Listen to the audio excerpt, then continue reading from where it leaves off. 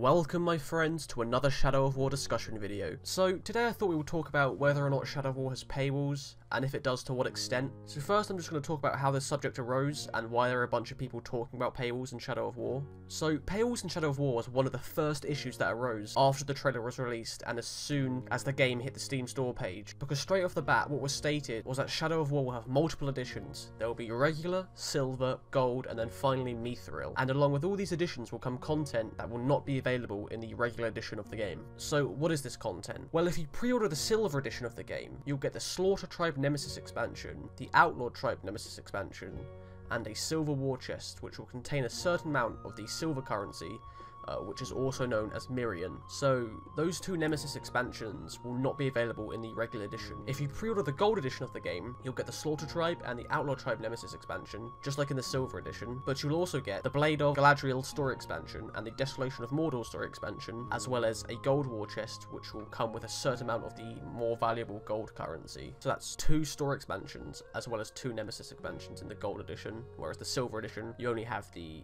Nemesis expansions. And then finally there is the Mithril edition, which will cost $300, which comes with everything from the gold edition, plus a Mithril war chest. Now there is a bunch of physical items that come with the Mithril edition that make it $300, you know, kind of statues, maps and things like that, but in this video I'm just focusing on the in-game content rather than physical collector's items, so I'll save all the stuff that comes with the Mithril edition for another video. So as you can see, there are two Nemesis expansions and two store expansions that come with the silver and or gold edition of the game, and these will not be available in the base game. Now I'm sure these expansions will become available soon, probably sometime after release, much like the Dark Ranger skin in Shadow of Mordor did. The Dark Ranger skin was a pre-order bonus for Shadow of Mordor, but it was later released to the public.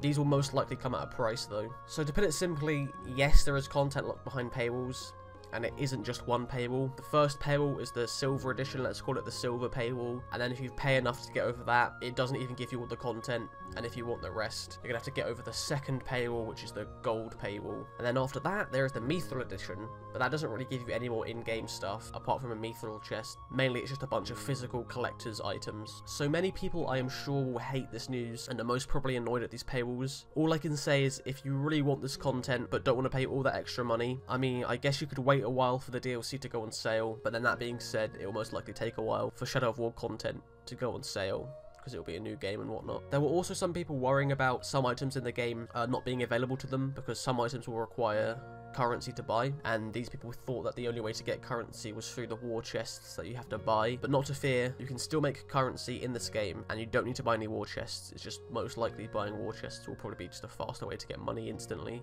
but you can grind for coins and whatnot. It shouldn't be too hard. I explained it in another video, my currency and losing video, that there's many ways to get currency in the game, and you don't have to spend a single penny. So yes, I'm afraid there is going to be paywalls in this game, which will most likely be disappointing to some. I mean, others probably won't care about missing some minor content. I don't know to what extent the story DLCs, like how large they'll be. I'll probably wait for them to go on sale to buy them or something personally. I personally don't really care about Nemesis expansions that add more Uruks. I didn't buy any of them in Shadow of Mordor, and I most probably won't buy any Nemesis expansions for Shadow of War. For me, I'm sure there'll be enough Nemesis in the base game alone. So I hope you enjoyed this quick little video. If you liked it, feel free to slap down a like, and if you want to see more, feel free to subscribe.